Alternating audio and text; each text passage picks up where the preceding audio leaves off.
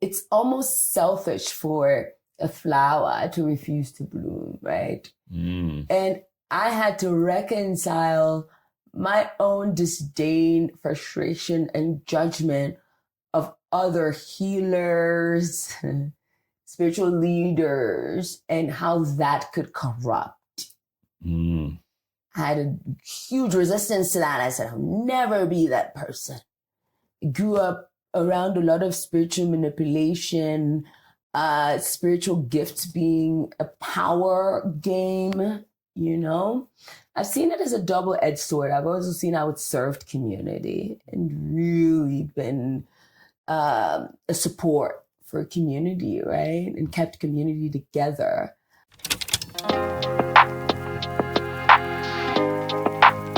I'm Steve Saporn. This is the Neuro's Journey. JoJo Abbott was born in Ghana and raised in New York. She's performed for over 1 million people in Times Square, toured with Lauryn Hill, and creates the kind of transcendent experiences people associate with psychedelics while completely sober, through sound, ceremony, breath, and presence. She's known as an oracle and a portal. She talks about why forgiveness is the ultimate unbinding tool, while holding on to your story might be the thing keeping you from becoming who you actually are. Why feeling paralyzed isn't being trapped. It's standing at the doorway with your hand on the handle. If you've ever hidden a part of yourself because you're afraid of what stepping into it would mean, this conversation will change how you see that. This is JoJo Abbott, artist, oracle, truth teller, and someone who will make you believe you're capable of way more than you think. I feel so blessed and honored to have JoJo Abbott on today after 2 amazing performances you did for my launch party last night. The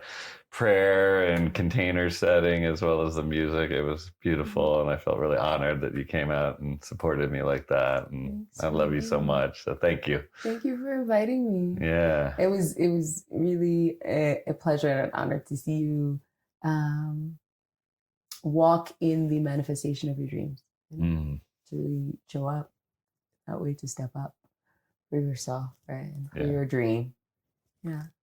Yeah, thank you. You know, it's funny because so much of this, like, we're sitting in my basement with a bunch of cameras, right? You know, I mean, sometimes when you're doing that all day, you can forget that there's actual people on the other side. Yes. So to like do the thing that I've been doing in kind of this environment, like with 150 people there, is like, the humans are here. You know? Yeah, it changes things. Yeah, totally. It felt really good, and I felt like it was a great start to something. I think that people are interested in this topic, and wanting to be whole and wanting to feel connected to other people and their struggles and journey and all of it. So it feels like an honor to get to do that for my work. So blessed. So let's start. So, I've read some things and had heard you described as an oracle and a portal. And I'm wondering, like, what does that mean for someone who doesn't know what an oracle is and how that would impact their life? I guess I'll answer that based on what it feels like in my body when people say that, right?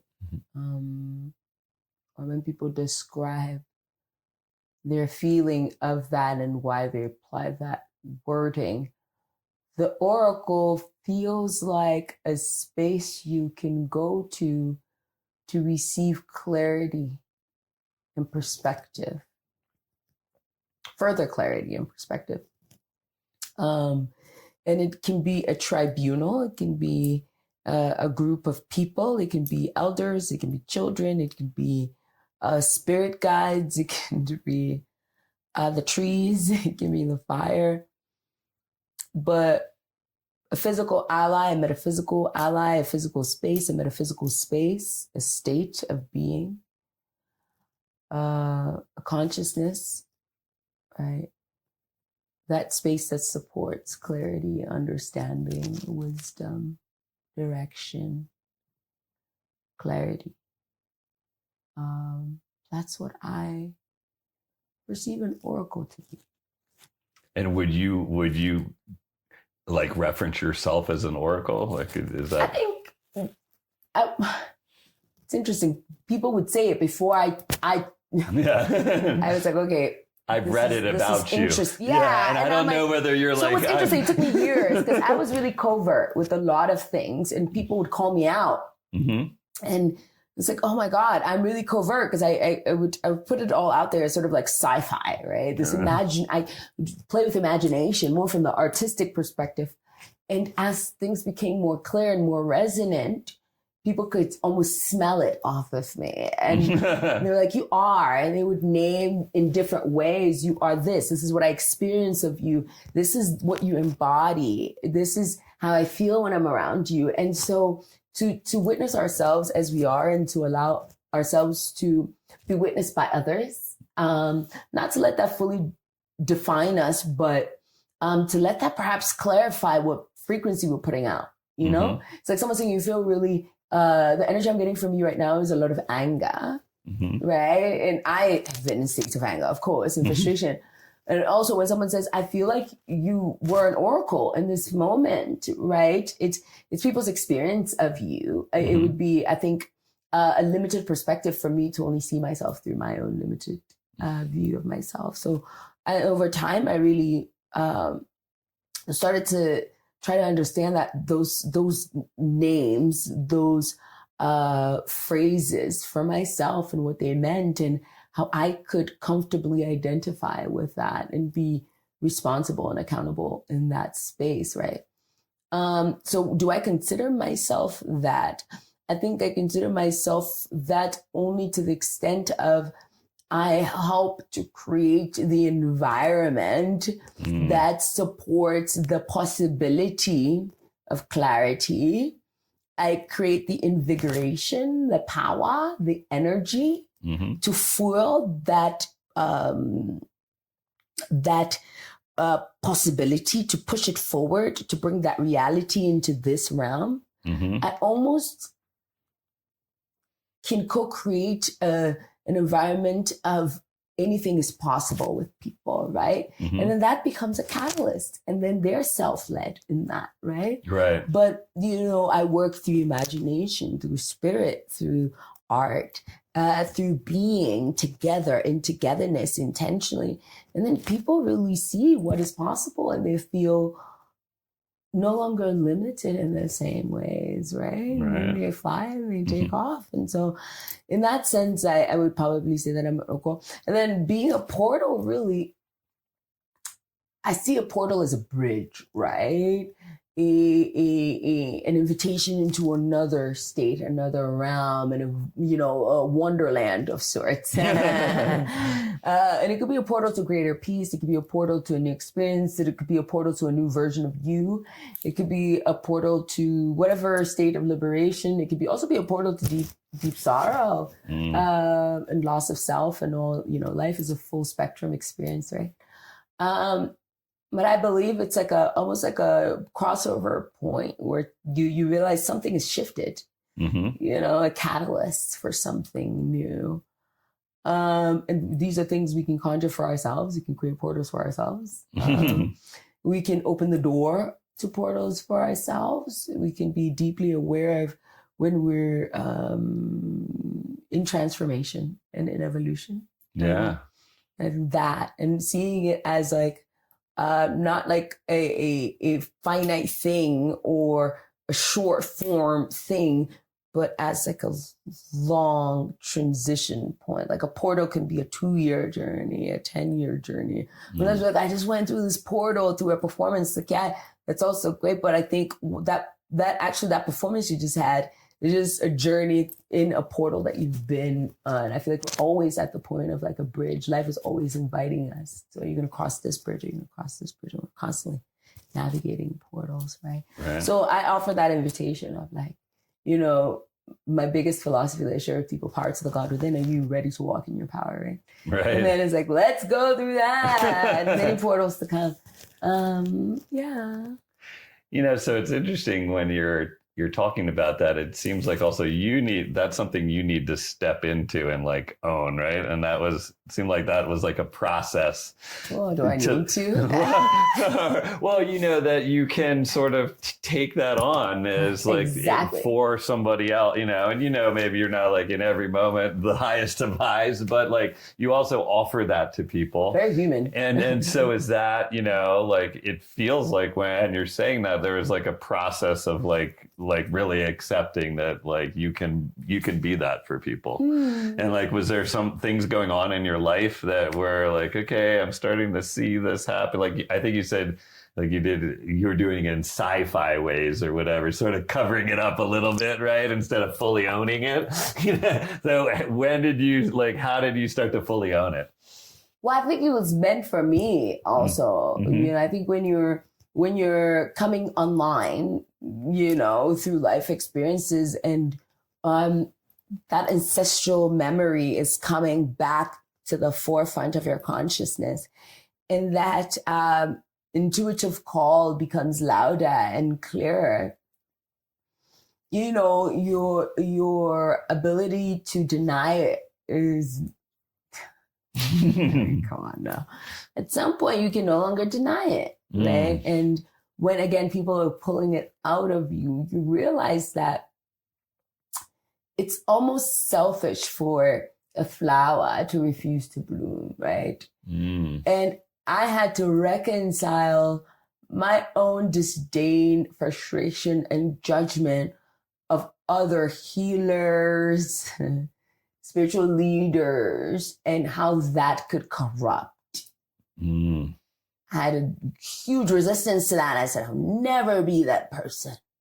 I grew up around a lot of spiritual manipulation, spiritual gifts being a power game, I've seen it as a double-edged sword. I've also seen how it served community and really been a support for community, right? And kept community together. And so I had to go on my own journey of knowing God for myself, knowing love for myself, and being able to accept these things about myself and being willing to put down the mask and be more here with it. Yeah. Be more overt with it, step out of the shadows more with it. Because I understood that there was a necessity for it. And also that I'm responsible for how I show up in this space, right? And how I choose to engage with community, with my gifts and with my calling. And I have to be aware and mindful in that. And I'm absolutely not perfect. I am hugely, massively imperfect. But I also think that offers some kind of case study, right? Yeah. I'm my own litmus test. I'm my own sort of like space of learning and testing, my own hypotheses all the time. I'm constantly in the lab of self, So yeah, there's that. I'm constantly reconciling who I thought I would be and who the divine has called me to be. And to think I was very conservative and going down a very specific path. And now I'm so far from that. But at the same time, still doing that exact thing. Yeah. Yeah, and I like that frame because when you hear these healers and people, when they kind of talk about, I hear this a lot on the like Instagram or whatever, like after my awakening and and they're like this perfect thing. And I just think that's so never ending. Yeah, I feel like that's so like not relatable to people. No, it's happening every day. I just finished a hike where I was huffing and puffing and I got to the top and I was like, oh my God, that was a metaphor. Because like as I'm going up, all these things are coming up and it's like I'm reconciling with myself. Yeah. The trip and this and that and where your body is almost resisting and you're like, I'm about to give up. I'm about to give up in this thin ass Colorado air. You know what I'm saying? But also like getting to the top and be like, oh my God, I didn't have fear. I didn't have hesitation about going up the most hilly part. We went up the side of a mountain. And I was like, I actually had no reservations around that. And then I shared with my friend that I feel like in this season of my life, I have less fear, right? But that's the awakening. The awakening is constant. You have to be in the state to be taught by the universe, to be in dialogue with spirit. Like, you have to be present, right? The awakening is constant. What is, I think unlimited awakenings. Unlimited awakenings. And that's part of the excitement. We should start a company, Unlimited Awakenings. Listening, to be able to listen to spirit, listening to the frequency of the earth, witnessing the birds, witnessing how the trees grow. I think that's the magic. That's the awakening. That's the medicine. That's the dialogue between us and creation. That's the offering of wisdom. When we miss that, life becomes very mundane and very boring, right? We're just functioning for the system, the systems outside of ourselves. We're really deeply in ourselves. We long for these moments of, yeah.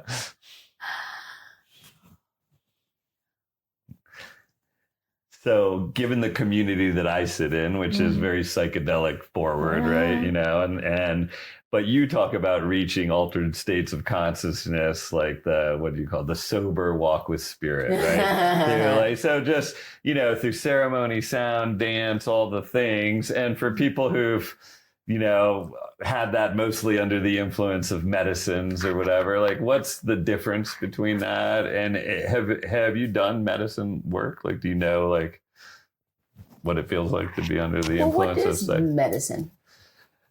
The way I'm saying it is psychedelic medicines, like, I don't know, ayahuasca or mushrooms or anything. Like, do you have a frame of reference to compare the sober walk with spirit to the plant medicine walk with spirit? I love that. Yeah. That's a very important question.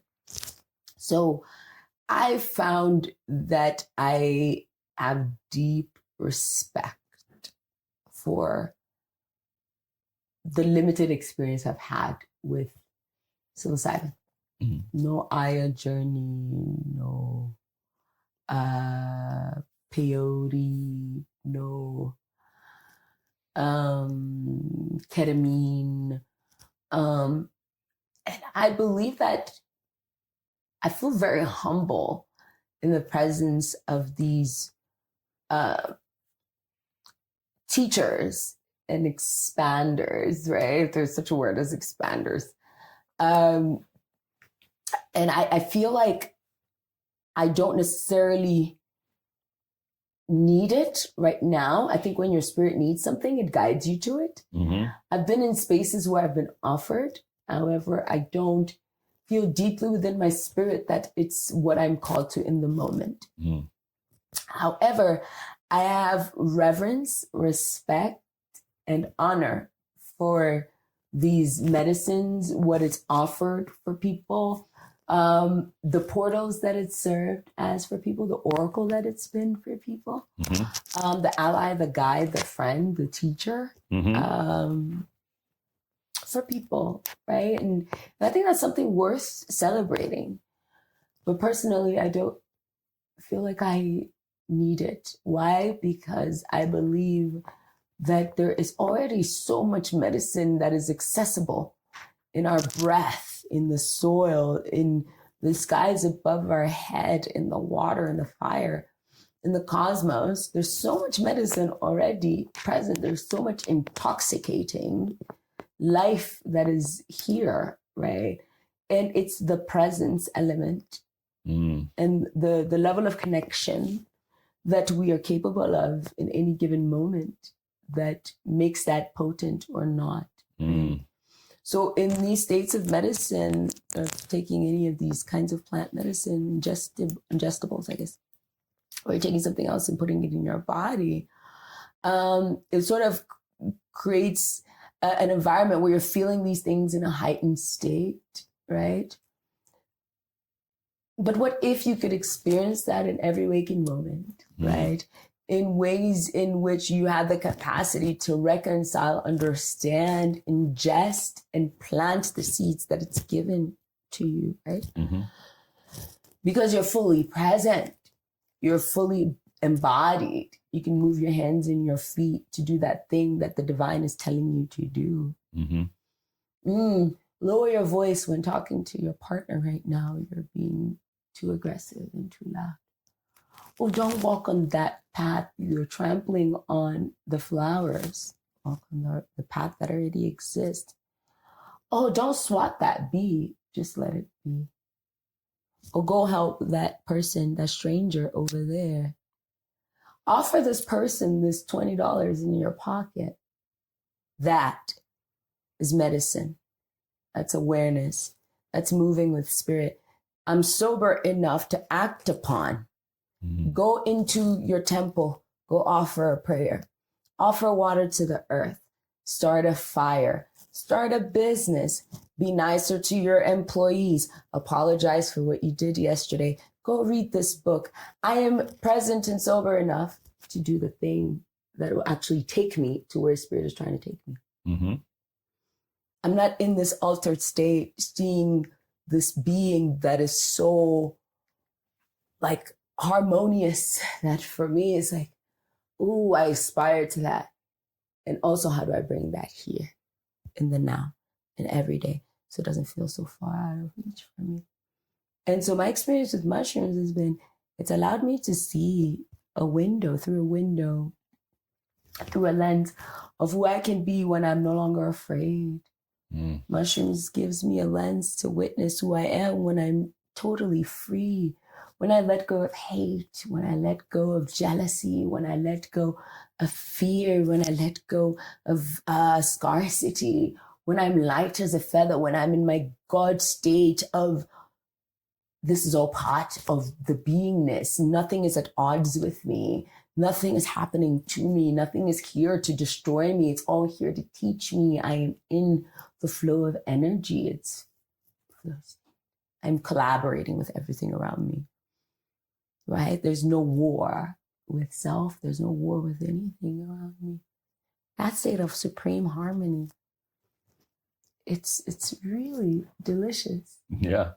And then I'm really, really curious about living that every day. And that's where the juiciness is for me. Mm. I want to experience that. I want that. I want that. I want that. I live off of that. That's life force energy for me. And I know that I can't do that if my only access point to it is through plant medicine. I have to be able to learn how to self-soothe. I have to be able to study, learn, and practice unconditional love in practical ways. God, for me, is moving energy. I was sharing with a friend today how more and more I love seeing how God moves matter, physical matter, and the science of that, and how our spiritual invocations can move matter. I heard Leah moved from San Francisco regions to be here with you. Yeah. She was in San Francisco when she was swiping, pretending to be in Boulder. Yeah. So you cast a spell, she cast a spell, and eventually her physical body had to move from somewhere. Yeah. Here with you. And that's how spirit moves, right? It's not shishi foo-foo. It's physical movement of matter. And, you know, to really work with that, you gotta be sober. Can't be out like this the whole time. You gotta do the thing. You gotta collaborate. It's physical. It's a verb. God is a verb in my world. Otherwise, God doesn't exist. 22 veterans die by suicide every day. And in the next 60 seconds, I'm going to show you how you can help save one. Stanford found one ibogaine treatment dropped suicidal thoughts in veterans from 47% to 7%. But it's illegal here. So our veterans are flying to Mexico on their own dime just to heal, and they're coming home to nothing. That's why Tony Glaze is building One and Done, an integration center in Texas where couples heal together, where veterans aren't forgotten, where they finally get the thank you this country owes them. Ibogaine opens the door, integration walks you through it. And that's what One and Done does. Go to oneanddone.org and donate. Any amount helps. They served us. Let's serve them back. oneanddone.org. Yeah, you know, it's interesting. I think on my path, what I've noticed is with psychedelics, the more that I've used them, the more sober I actually am. You know, in my day-to-day life, you know, so maybe I'm, you know, on psychedelics 4 or 5 days a year, right? And the rest of the time, you're just in your state. And so I think like there's sort of a danger for people going on that path where they need the psychedelics to kind of feel the way that they want to feel about themselves. Whereas, at least in my experience, what's been beneficial is kind of feeling like psychedelics like give me a peek over the prison wall, like that's what it could be like, right? And now I gotta get in and dig my way out of that fucking prison. like and that's everyday action. To realize on you're the actually sober. not in a prison. Yeah. Right? Yeah. Maybe the first time you do the journey, you feel like, oh, I was in a prison all along and I got to peek over the thing. Mm-hmm. And then the second time you do the medicine, you're like, actually, there was no prison. I just saw it like that the first time. But the uncovering, the layers of the awakening, right? Mm-hmm. I feel like that's the beauty of awakening being a continuous thing. Our perspective constantly shifts. In the awakening, in the teaching, it comes in stages, right? It's, we have the moment that we can say is a breakthrough moment, but it's an accumulation of knowledge, experience, and wisdom, right? So yeah, I think everything is in constant motion. So we see this thing, and it shows us what's possible, and also maybe we have the courage to bring that forth. Right? Yeah. To see something as one thing, but to actualize it as another. To bring it into the here and the now is another, right? So maybe we have the courage to cross that bridge over from where we are now to where we're trying to get to, and where the universe and creation is calling us to be. Mm-hmm. Yeah, and I love that notion because, you're creating the altered states with music and sound, and you're changing things, right? The inputs are different for people, but they're still coherent enough to actually assimilate what they're learning. Yes. Because sometimes with those plant medicines, you can think you would never forget or what, and then all of a sudden it kind of drifts away because you're also high, Blast. So it's like this thing. So I think that for me, I've become a lot more sober as I've kind of, done psychedelics intentionally, because I did a lot of just sort of partying when I was a kid, and in those spaces. And it was probably beneficial, but not in the same way. I mean, I've done MDMA hundreds of times, but when I did it in ceremony and I was talking about my sexual abuse, and it was somebody who was skillful and wise, I got an incredibly different experience too.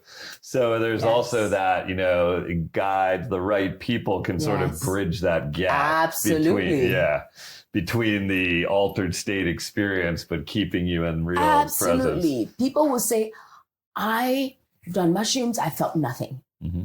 I believe you have to do mushrooms in the right state.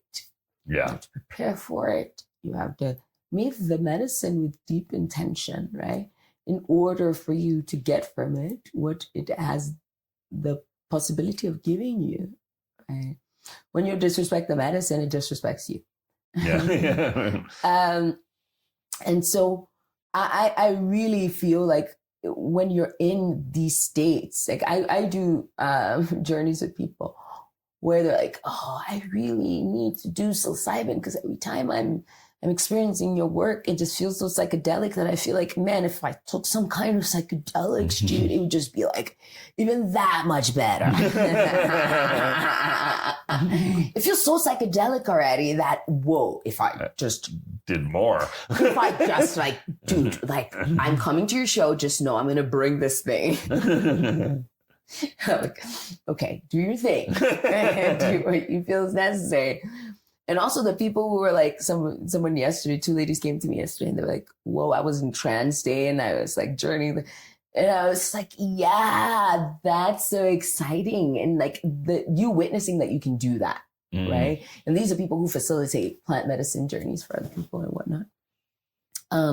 But, to know that the divine is always inviting us into these portals of beyond, right? Where it's beyond our thinking, it's beyond our limited view, bird's eye view, different perspectives. I think that's really, really magical that we get to even experience that. But if you can develop that awareness within yourself, I think that's really what the divine wants from us. Like, I want you to master this. Yeah. The divine is saying, I want you to master this. I want you to have direct dialogue with me all the time. I don't need you to do the most to get to me. Right. I'm accessible to you. I'm literally here. I am you. We're in this together. I want you to be aware of that. That's it. Don't complicate it. Even, oh, love, you're here right now. Creation is here right now. Harmony is here right now. Abundance is here right now. Yes, I'm here. Yeah. Amazing. I want to talk about your project you have, where you kind of honor 11 deities from your heritage. And I'm interested, like, what that is and how you chose those particular 11. I'm assuming there's more that you could have chosen from. Like, how did you choose the 11 you chose? I think the 11 chose me. Oh, okay. Yeah. I think the 11 chose me. There are really aspects of the divine. The nature of God, I guess. The different molecules that I guess make up the divine. So some of them were God of love, God of courage, God of peace, God of compassion, God of forgiveness, God the creator. And it was really a journey of being taught once again how all of these aspects come together to inform the whole, and also how they're all unique and distinct, and how they're almost pathways of learning that we can almost devote our whole lives to. We can choose to being the study of one for a lifetime. We can choose to meditate on one for a lifetime and grow in one. And then also we can choose to be aware of as much of it as possible, right? And it's almost like upgrading a computer system, right? Or making a system more efficient. The wisdom that we can acquire in our walk with the divine, where the divine says, I want to unpack for you how deep love gets, how unconditional this thing gets, how expansive it really, really gets. If I invite you into this, it requires like an unbinding of self, a dissolution, a deconstruction, and a reconstruction, right? Are you willing to be undone? Are you willing to let go of the things that you held to be true for so long? Are you willing to be unbound? Disheveled, in disarray, to be lost and then found? You ready to lose your mind and find your spirit, You say, okay, yes or no, or okay, I'm not down. Yeah, long story long. I can go on and on. But let me, there's something we were talking about earlier, and it made me think of this. Everyone should, just like we have a right to be alive, like I have a right to be here. I have a right to feel safe. I have a right to have shelter and food. I believe that the fundamental right for everybody. We deserve to have a connection with our life force, our life source, to have sovereignty, to feel powerful, to feel like we have purpose, right? That's important to us, to feel courageous in pursuing that, to feel loved, seen, held, and whole, right? We all deserve that. Whatever path you take to get there, I honestly don't give a fuck, because I'm not your God. My role is not to play your God. But where I can support that journey for you, I'm all the way the fuck down. Let's do this shit together. And I'm not going to govern your pathway, because your ancestry is what it is. Your dialogue with the divine is unique and unto yourself. And that's what I believe. The fact that you and God can have your own sovereign, special relationship that I don't get to interrupt. It's like your relationship with your mother, your relationship with your father, your relationship with, I can give you perspective on your relationship with your father. And even though it's tricky, I don't get to speak on that. Really. It's your unique, sovereign, beautiful relationship with father, whether it's Florida or not. Because 5 years from now, your perspective on that relationship, I swear to you, is going to change. How you feel about your father now, it's even going to evolve that much more. Right? So if I say, oh my God, I can't believe it did that to you, or I can't believe these abusers did X, Y, Z to you, and I enforce that spirit within you, I'm not speaking life into you. Because 5 years from now, it's like you have friends who are a couple, they break up, and you're like, your partner was so shit. I can't believe you did that. What an asshole. And then 5 years later, they grow in love and understanding and compassion, and they're back together. And you were the person that was talking shit. It's the same with someone's sovereign relationship with the divine. The state they're in, how that relationship goes, I trust that God got us. And I'm just here to support that. And I think that's what we're here to do for each other and with each other, because it's like iron sharpens iron, right? We're all in this dialogue with creation. We're all in this dialogue with each other. And it's not to govern it, but to support it, right? To fan each other's flames and to like really want the best for each other. And I've been a hater at many points in my life towards other people. I've been jealous. I've been envious. I've wanted to covet. I've had all these things, and these things have been teachers also. I've been abused in different forms. I've been violated in different ways. And still I'm learning how to navigate that with as much grace, compassion, and wisdom as possible. Sometimes I still want to punch a motherfucker in the face. But yeah, what is possible? You know, what's possible for you? What's possible for me? When we can tell a different story about our life's experience, when we can look at it with gratitude, deep gratitude, where our nervous system agrees that we're grateful. So when I was looking at the cards, just the ones that jumped out at me, and it might be where I'm at, but I'm just wondering, so courage and forgiveness, how are those playing into your life, like in this moment of your life? Those two great teachers. You know, so courage. One of the things that it really made clear to me was courage is not the absence of fear. And I know this, but in this journey, it became even that much clearer. Courage is not the absence of fear. So that also gives me perspective with other people. Just because they're fearful does not mean that they can't be courageous, right? Courage is not the absence of fear. Courage is, I feel fear and I'm still going to do it anyway. And sometimes that requires being honest about the support we need in order to be courageous, to activate courage, or how we can source that within ourselves, you know? But the God of courage was really this invitation of like, God being like, work with me regardless. Don't wait for the condition to be perfect. Work with me regardless. Work with me with what you have right now. Be courageous in the now, not tomorrow, now. It brought everything to the present. What a great learning for people too. I think the conditions don't have to be perfect. I think so many of us get stuck in that, like, well, when this happens, then I'll be my full self when that happens. But it's right now. That's what real courage is, to actually do it when the conditions are not perfect. But the divine is saying, yes, the conditions are perfect. Right. Again, perspective, right? The oracle is saying, the portal's open. I answer your question everywhere. You know, and then forgiveness.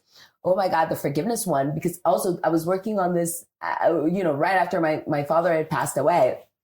So every time the meditations and the teachings on the continuous awakening, as we were saying earlier, would happen. And I just want to punch forgiveness in the face. Because forgiveness is like one of the biggest unbinding tools too, because it's like, the divine is like, give it to me. I know you're upset, but also just give it to me. Like, why are you holding on to this thing? Is it because you want to be the victim? Is it because you want people to feel bad for you? Is it because you want to come out of this like the person who something was done to? Does that become a necessary part of your identity? Would forgiveness require you to get to know yourself in a different way and for you to define yourself by something new, something deeper, something even more true than your trauma and your pain? Yeah. when you're talking about yourself, do you need to trauma bond? I remember this was a big moment, and I'm going to go over to another side a little bit. Mm-hmm. But I remember there was this moment when I was praying, and God said, the divine said, you don't always need to be crying when you come to talk to me, you know? You don't need to be wailing and constantly like in need of something that you don't have, and like how the world is crumbling. You don't need to come into the temple constantly wailing. You don't have to come in here always needing something either. Like, why is our relationship like this? You can pray with absolute joy, and that can be the prayer. You can pray with absolute awe, and that can be the prayer, regardless of what's going on in your life. And that, I realized, required a certain letting go, forgiveness of myself, right? Because the prayer before of like, oh God, or Creator, thank you for this day. And also I need this, and I need, this is not enough. And this, I feel incomplete in this regard. And it's like the not enoughness. It really came down to not enoughness of self. It's just the world was not enough. You know, and God is like, why is this always the case where the world is not enough? Let it be enough. And it was, okay, my judgments towards myself about where I was supposed to be. God, I need you to give me more success. I want to be here. Right. You know, the wailing. Why am I not here yet? And God is like, no, let this be enough. Come into the temple. This is enough. And then we build from there. Let this be enough. Forgive and accept. And part of that was also, God, how come my father never showed up for me? God, give me a love that heals that. And God says, I'm already giving you a love that heals that. You're already capable of giving yourself a love that heals that. Forgive, release, let something new define you, because something deeper does define you. Just everlasting, unconditional love. Your father did not give it to you. Your father cannot take it away from you. No one can give it to you. No one can take it away from you. That's my sovereign contract with you. No one governs that. So anything else is just really an excuse. Deepen with me. Stop playing games. Deepen with me. And I also know the moments where I'm like, I'm not ready. I just want to be petty right now. I just want to be in my anger because I don't know who I'll be without it. Yeah, that's it's a protection mechanism or something, or I don't know how to be anything else. And God was like, well, let's try something new on for size. You might like it. Just might like it. It's like, oh, I like this. Yeah, I mean, you know, the kind of the courage and forgiveness are linked too, right? Because to forgive, I think one, you have to acknowledge that you were actually hurt, you know, like release some of the anger. And that's like takes courage to sit with those kinds of things and just to release that story from like that identity of like, this has happened and that was bad, you know. And that's, actually something that I've, with my father, been recently, really working on forgiveness and just sort of identifying that we are actually part of a lineage because I so separated myself from him, and so it was like, I've just come to the thing like, well, thank you for all those ways that you treated me that didn't feel good in that moment. And I had a lot of resentment about, but also are the reasons why I can be who I am today. And it's a big part of my purpose. And, I don't know what kind of father I would be, but I've been very committed to being a good father. And so I didn't have that modeling, but I always knew like, I'm not doing it that way. I'm doing it my way. And so like, then I can be like, well, what a blessing that I got the motivation, to become this kind of father from what I perceived my lack of you. And, I also think in kids too, you kind of forget that your parents are people. Yes. And that's the thing about forgiveness, right? You forgive them, you forgive yourself, and then you have the courage to do more, to do better. Right. to dare to see yourself beyond what you witnessed, to dare to imagine yourself operating in a different way, right? To believe that you're capable of that they gave you what they had, then you get the opportunity to expand upon that, you know? Yeah. And I think, the forgiveness also gives you your power back, right? It's no longer like this person who was over me did this bad thing, but no, like this is a human being that was going through the stuff. I'm forgiving this person. Like now I have this power. Yeah, in the same way someone else is forgiving you too, right? Yeah. Yeah. Someone somewhere in the world right now is actively working on forgiving me for something that I did. Follow the same for you. Definitely for me. There you go. Somebody's doing ayahuasca right now to try to forgive you for some fuck shit you did. You know what I mean? When you think about it now. We're also someone's greatest trauma. Yeah. So it's interesting. I read a quote from you somewhere. It said, I learned very quickly that my value could not be established by someone who knew nothing about what it meant to walk in my shoes. Oh, that's a good one. Oh my gosh. And so what's walking in those shoes like? What's it like to be JoJo Abbott in the world? Oh, it's been so many different things. I think who I am right now, actually in some ways, it makes me forget who I was. I have this thing where I forget my past a lot. I remember the energies of it, but I think that's part of my trauma too, where it brings me into a deep presence because I think I escaped a lot through reading as a very young child. I would lock myself in the bathroom and read a lot and go into other worlds.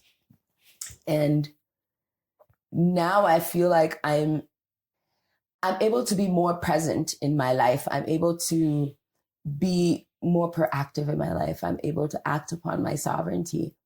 Walking in my shoes right now, today, feels like having the audacity and the courage to meet my ancestors, to meet my angel guides, to meet creation, to meet my creator, to meet the divine at the level of excellence that I know I'm capable of. Walking in my shoes right now feels like answering the call even when I'm terrified and I don't know how it's going to happen. Walking in my shoes right now feels like allowing myself to be transformed even in the moments where I want to resist it the most. Walking in my shoes feels like learning from the global experience, especially for Indigenous people of the world. Honoring that, uplifting that, and allowing ancient codes and medicines that are outside of psychedelics to be made accessible to people, for people to know that God is within and without. And that is what it feels like to be in my shoes right now, to be an active student, to deeply feel, to learn and unlearn, to be excited by the active practice of evolution, and transformation, and alchemy.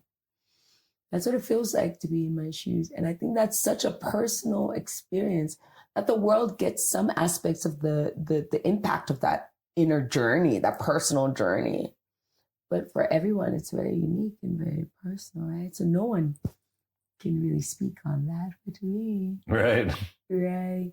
And who I'm going to be in 3 months, no one can speak on.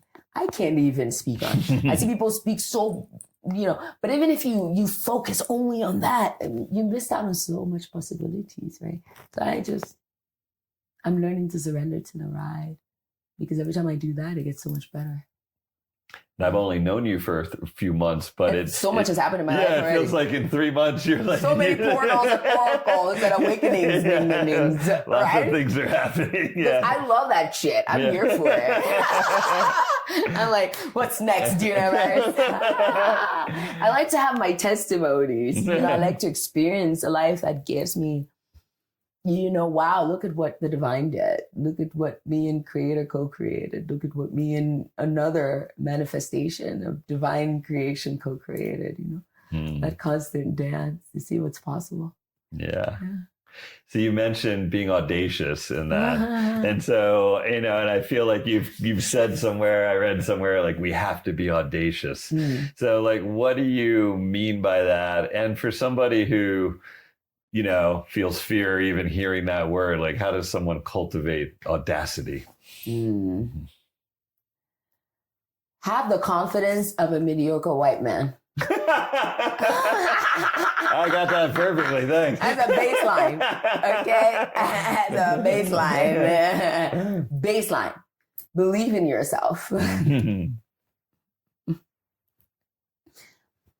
But really, I think audacity is almost like daring yourself. Be like, challenge accepted. I'm open to seeing what I'm capable of. I will not limit myself. I will not assume to know who I am and what I'm capable of. A lot of people assume to know who they are and what they're capable of, and we don't. We're constantly witnessing ourselves. We're constantly becoming, right? Right. So let me see what is on the other side of this, where this is leading me. Let me meet this invitation with a yes. Hey, quick pause before we keep going. If this conversation is landing with you, become part of the Neuro's Journey community by subscribing and following along for more stories like this of courage and the science of healing. I'd love for you to drop a comment below and share what part of the episode hit home for you. Oh, meeting. So that would be a great definition for audacity, meeting the invitation with a yes. Yes. Yeah. Especially if you know that it's something that is harmonious, life affirming, and truly calling at your spirit and leads to abundance for the collective in whatever form. Yeah. And I feel like there's some discernment necessary for the voices that you hear, right? Because, you know, I felt like I had so many fearful screaming voices that the calmer intuition that I should have been paying attention to was drowned out. And as I started to tap into like, oh, there's a different character to what I'm hearing in my head, from this voice to this scared one that's screaming at me. You know, the other one's sort of calm. It's, you know, the other one invites you to do something. Yes, it doesn't force you. And the scary one is like screaming at you to do something. You know, and I love that. To be audacious is to kind of have the discernment to figure out like what's a real invitation, and then again the courage to just accept it. Because whatever we call spirit and God always gives us the right to choose. The will. Will you co-create with me? Yeah. Love says, will you co-create with me? Forgiveness says, will you co-create with me? Wisdom says, will you co-create with me? Presence says, will you co-create with me? And so that is every waking minute, the invitation is present. And we can choose to say yes without knowing how, but being willing to learn how. And to receive the awakenings around how. And as I'm saying this, I keep feeling this energy of really not assuming anything.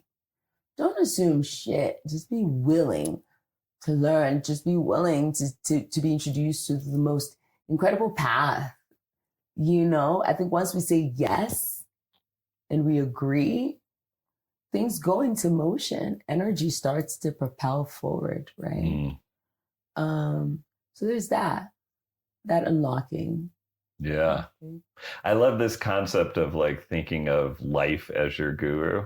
Yes. Because if you had a guru that you just thought was on a pedestal, and if he or she told you to do something that kind of was difficult, you would be like, well, of course, I'm going to do this thing because I'll get to some other place. But if you look at life as your guru, it could be like, oh, life is giving me this really difficult moment. Like, what a blessing. Like, there must be. Is it even difficult? It's Yeah. probably difficult because of my perspective, and it's difficult because I'm resisting it. Right, exactly. Oftentimes, even to ask ourselves, is this thing actually difficult? Yeah. Because there are ways in which I can approach this with greater ease. Mm-hmm. And that's the other invitation. The divine calls you to do a podcast, and you're like, oh, fuck.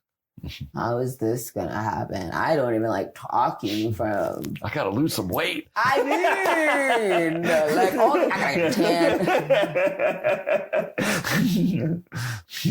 You have all these prerequisites, all these things that you have to do. And, you know, it's by the time you go through that list, you're at 89, and this thing never happened. Right. It's gone. It's lost in the ether. It's never actualized. It's never brought into the heaven. Is not brought into this reality. It's not brought into the now.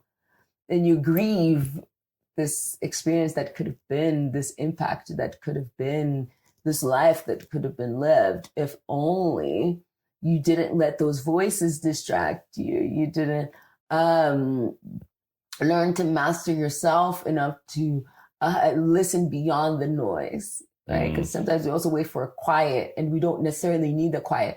We need to master such deep listening that we can, you know, when those superheroes have like that capacity to hear someone, you know, from really far, and, you know, Yeah. it's that, right? Sometimes that's the deep listening that spirit requires, right? And that's something we develop. We have to develop that. Yeah. Deep listening with spirit. Deep Being listening. able to tune into the right frequency and be like, oh, this is the radio station I should be listening to. This is the voice I want to tune into. I have to be able to, it's like knowing your mother's voice. Right? Yeah. It's like that. Yeah. It's like that. And especially if it's a voice that you suppress so much, you have to reacquaint yourself with that voice, what it sounds like. And also be able to recognize what all these other voices are and where they're coming from, and the ways in which you're looking to be loved back into that space of harmony, right? So it's not even, oh, this voice is telling me I can't, therefore it is at odds with me and it's here to punish me. No, how do I love that aspect into harmony? Okay, I'm hearing this voice that says I can't. What is behind that? And how do I have dialogue with that aspect of self to say, yes, you can. You can. It's just inviting more love. Yeah. It's just inviting a different perspective. It's inviting a conversation and saying, the fear is saying, have a conversation with me.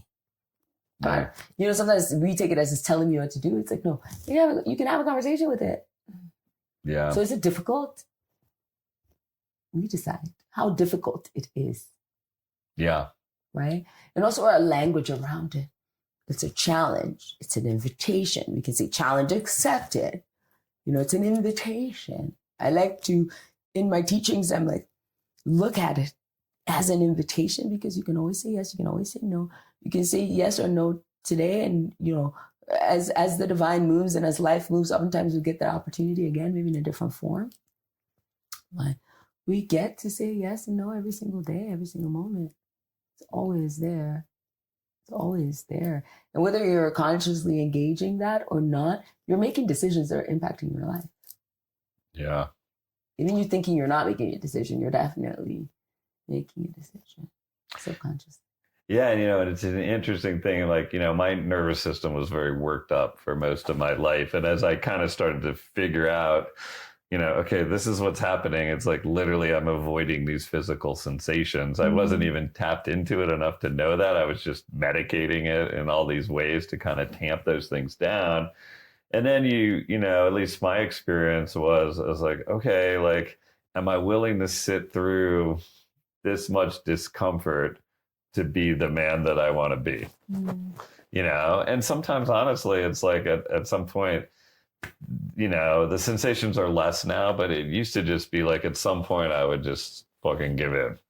You know, it was like, it was so long of trying to be like, okay, I'm going to like sit with this shit. And I'm like, oh, sit and sit and sit. You know, and then it just was like, you know, I didn't have enough resilience to sort of like get to a point where I felt like, you know, I could withstand the feelings that I was feeling. And, but slowly over time, it's changed. And now I have, in most circumstances, the ability to be like, okay, I can manage this. I'm sitting with this discomfort. I'm not going to lash out at my son, you know, right now, even though like that would make me feel better in the moment, you know, so it's like generating this choice. Yes. And also this capacity, right? It's like a muscle, right? So it's even like our capacity to breathe in air. How deep and expansive can your breath be? And initially it can feel like I can only hold this much. And the more you practice breath work, the more you realize your body's capable of taking in so much air, and you actually have a lot more oxygen already there, and you're not dying, you're not suffocating, you know? You don't even need as much air as you think you need. You already have such a reservoir and, you know, wellspring of air there, right? And that capacity to expand, to grow, to expand, it's always there, right? So capacity is not a finite singular thing. My capacity to confront my trauma, what I perceive to be my trauma, can grow. And then my perspective on defining it as my trauma can grow and change. And then soon enough, my memory and my association with this thing can completely shift. My definition of this can totally shift. Not to say what happened didn't happen, but how I tell the story even changes. Like the story, how before my father passed away, I couldn't call him my father. I couldn't call him dad. You say the word father and dad and I'd be triggered. 1,000%. I hated those words all my life. You know? So that capacity, do I still think about him and get all this hatred and animosity in my body where my nervous system goes insanely on alert and defense? No. Right now in my body, I feel.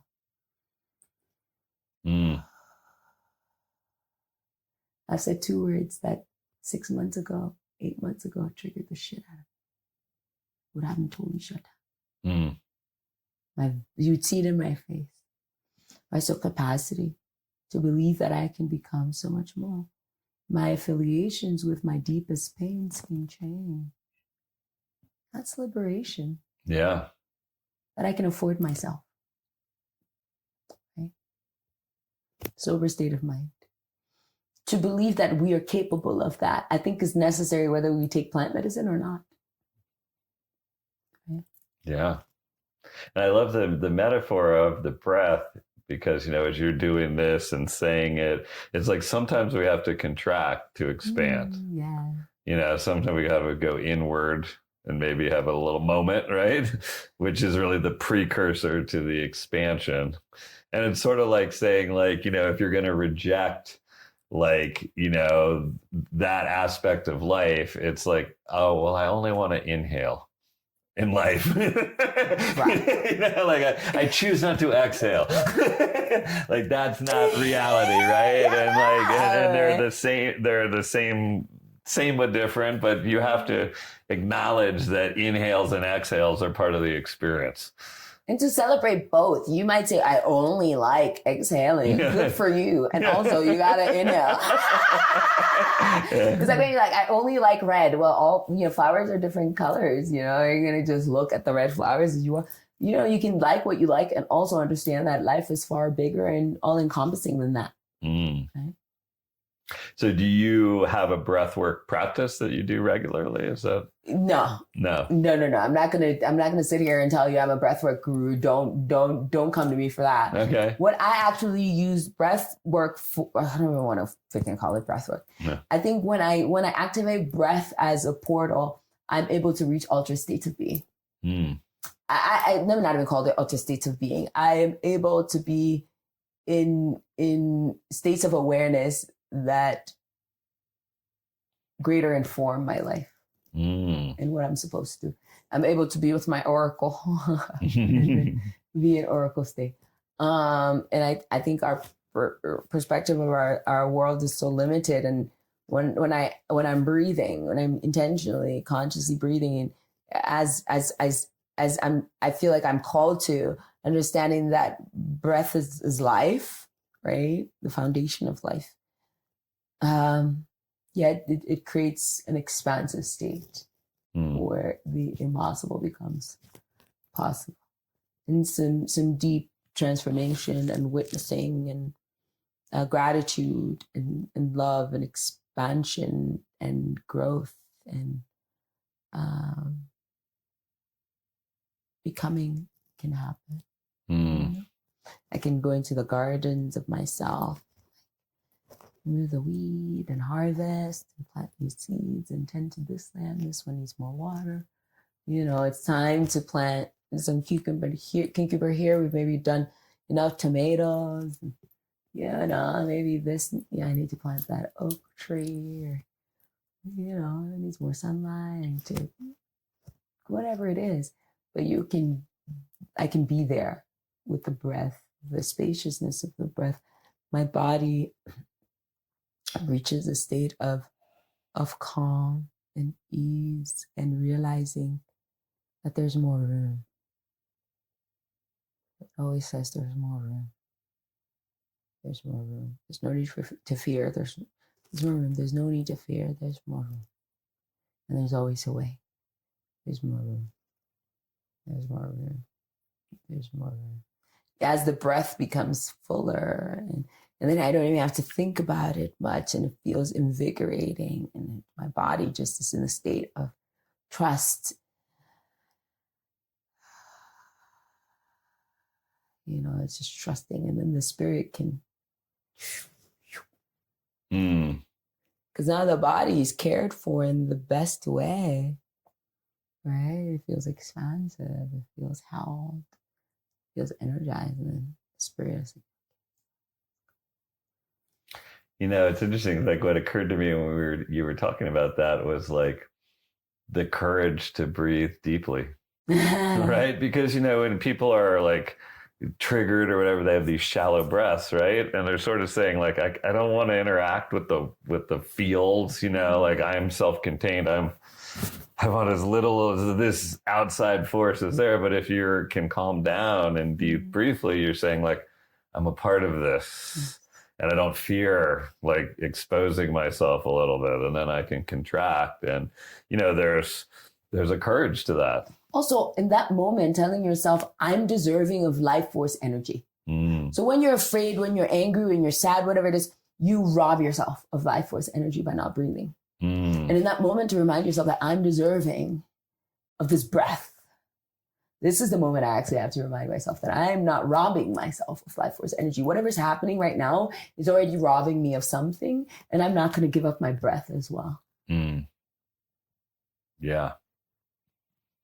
So we've talked about a lot of things: courage, forgiveness, audacity. So if we're going to like wrap this up and you could leave people with a message, I'm not leaving them. It's eternal. But, someone who's feeling stuck or doesn't really know, here's this conversation, right? And is like engaged. Like this appeals to me in some way, but they're also stuck. They don't know how to start. So what would you offer people like that like this conversation, but feel like, how do I start to engage? Yeah. I think you're not stuck. You are at a threshold. You're being invited to a party. To dance with yourself, with your own spirit, to get to know some really yummy things about yourself, to lighten your load, to redefine yourself, to celebrate yourself, to find joy in who you are in deeper, more meaningful ways. So you're not stuck. You're simply realizing that this is not all there is. And I think that's such a beautiful space to be in. One of my other philosophies that I teach people is called Fifiaoto, which is a rewrite of my grandmother's name, which talks about the process of germination when a seed sprouts, essentially. And how there is power in the thing, right? Whether it's discovered and affirmed or not. So the process of coming out, it's like there was already a seed, there was already roots, something was already happening underneath the soil. Whether it was seen, affirmed, praised, or not, it was happening. Creation always is. And it's the same for us, even when we feel stuck. You're germinating, we're becoming, we're sprouting. Even when we're under the soil and we're in the darkness, something is still happening, right? And it's to say, how do I show up to co-create with these energies right where I'm at, right? These are still tools. These are still bits in my apothecary, the apothecary of my life. And I can still work with this with the shifting of my perspective. I'm at a doorway. And rather than seeing it as there's a door in front of me, there's a wall in front of me. Oh, there's the handle. I get to turn it. Right? It was there all along. It's not a red light. It's not the end. You're not stuck. You're stagnant maybe, and you're being invited to more flow and into activating the divine in your life because God is a verb, right? And God doesn't want your joints to become creaky and unused, right? God wants you to get active, get mobile, offer some grease to your elbows and your joints. God wants you to be in the walk. Yeah. Beautiful. So, yeah, witness yourself. Allow yourself to be. Don't put a lid on who you are. You'd be surprised what you witness, what you get to experience from that well of who you were actually designed to be. Trust me, you haven't seen it. You haven't fully seen it. And the more you become curious about that, the more your life shifts. And the more you believe that it does get better, the doomsday perspective, when we release that, we lean into love, it does get better. How good can it get? Universe, show me. And even on our most difficult days, how good does it get? How good does it get? Because in this moment, it is great because I'm in gratitude for whatever it is. I'm in gratitude. And how good does it get? Thank you. And more, please. Whatever is overwhelming me, universe, take it. Ease my load, heal my body, heal my friends, heal my family, bring peace to the world. Free Palestine. Cause there to be unity, bring understanding between families, heal the earth, give us wisdom to heal the earth, give humanity a deeper love, awaken us to that deeper love, that an understanding that we're connected to creation, climate change, let's be more responsible. All these things, right? But you're never stuck. The invitation is always there to go beyond, to be more. Not because, you're looking to satisfy your ego, but because you want to be a flower that blooms. You want to be the sun that shines. You want to be the moon that comes up, right? You want to be the water that's in motion, that's nourishing, that's fertilizing. You want to give life. You want to be life. You want to be alive. You deserve to feel that aliveness. And you're capable of activating that. Everything that's every day, that's God, that's the divine moving through you. And it's always looking to clarify. It's always looking to amplify. It's always looking to make it more yummy. And I love that that concept you said of co-creation. Yeah. So it's like, even if this is a difficult thing for me in this moment, we're in this thing together, fear or anger or whatever it is. Like what's meant to, what are we meant to do? What are we doing? Yeah, together, how are we? Yeah, it's not being acted upon me. It's co-creating with me. Yes, and I can feel it, and I can release it, I can transform it, and I can cry it out, and I can dance it out, and I can share with a friend and say, friend, hold my hand while I journey through this valley right now, and I have to do an uphill climb, and I haven't eaten all my veggies. So help me out. Like today I was going down the side of the mountain, and this was going down is a lot easier than going up, obviously. But as I was going down, I realized my shoes were not equipped. Right? Oh man. So then I'm like sliding down, and I'm like, the person I was with, she's like, should I put my foot there so you can lean against my foot and then come down? And I was like, well, you're going to feel the full weight of me. It's fine. And then I put my foot against hers, and I'm suddenly going down. And sometimes that's what we need, right? Because it gets so slippery, life moves so fast, we feel out of control. And sometimes you need somebody to spot you.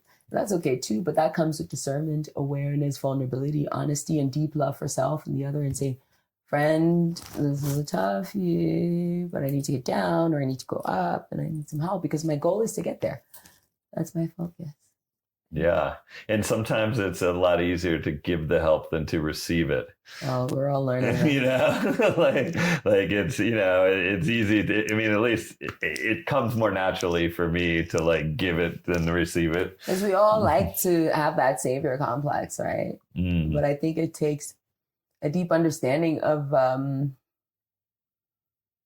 how we're really meant to be interconnected and interdependent, right?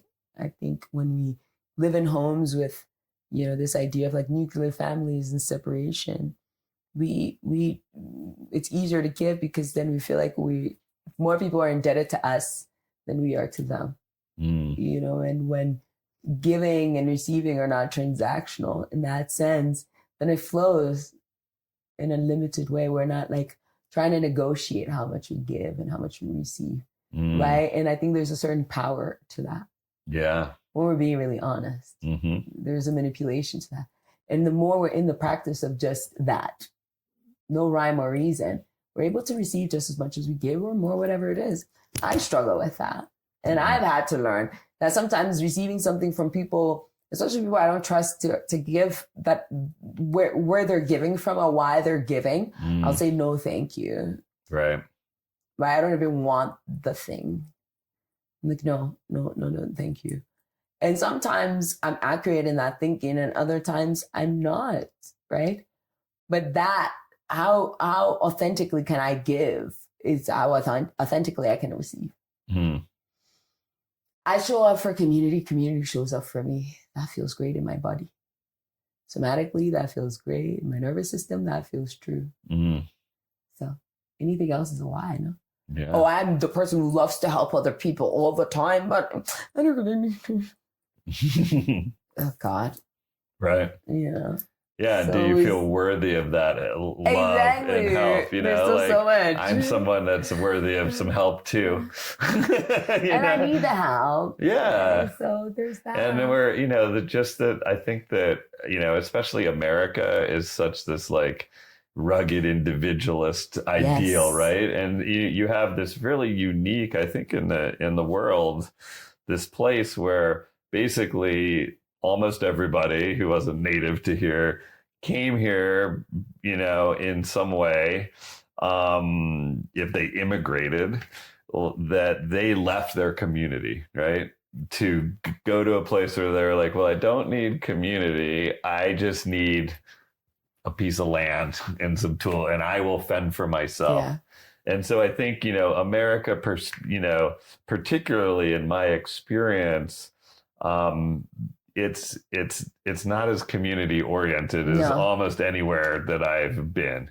And, you know, there's something about just acknowledging the interdependence of all the people, and we're not these independent units that are fully self-sustained. I mean, it's a myth. We're not, right? No. I mean, like the food we're eating, we didn't make any of this shit, right? And that's the thing. It's an illusion, right? That's the power play, right? The separation gives the illusion of power, but it's not real power.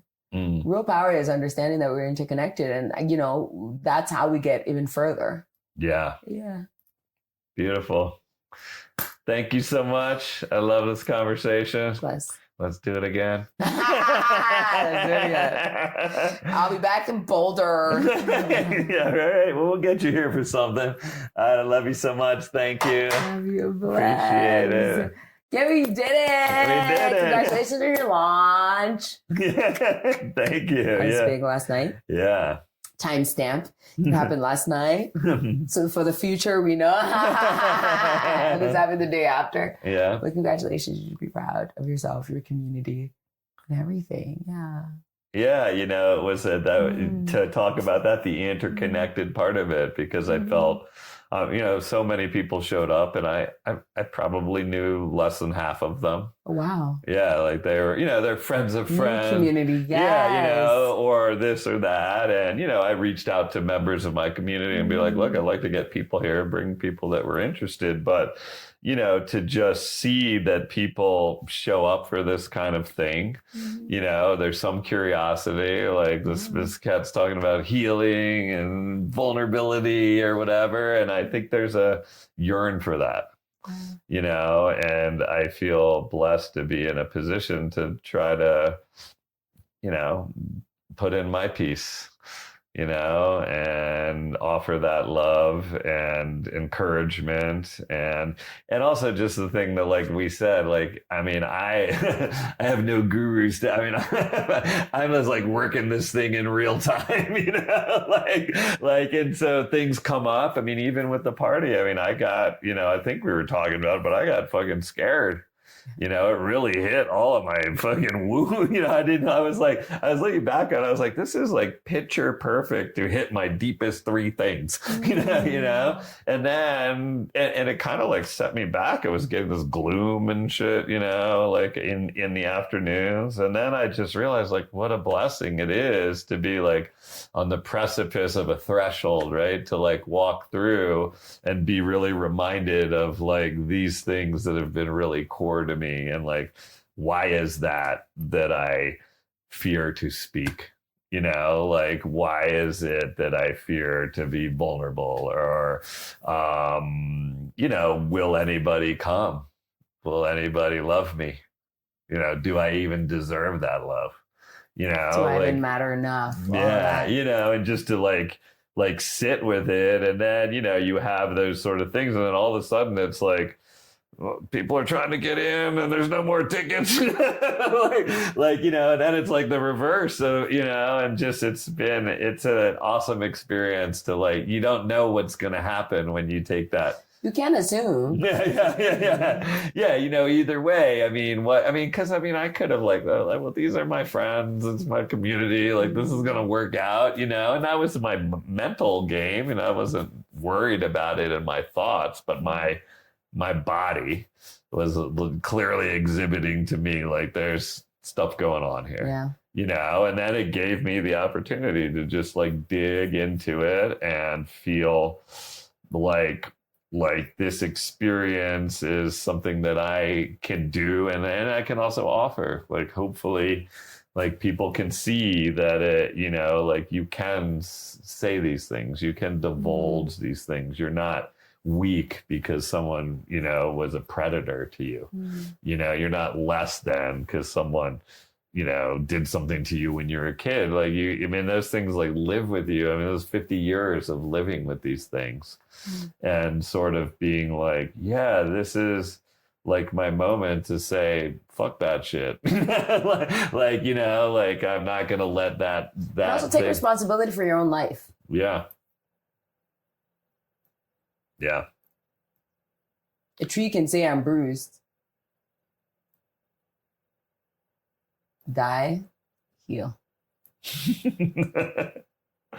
Yeah. Well, we started talking again. We'll wrap this thing up. I want to take you out for some food. Yes, let's go eat before my flight. All right, cool. Thank you so much for joining the Neuro's Journey podcast. If this episode landed, share it with someone who needs to hear it. The real medicine is in the connection, and this community only grows when we reach for each other. Subscribe so you don't miss what's coming. And if you have a minute, leaving a rating really helps more people find this work. And keep showing up for your own journey.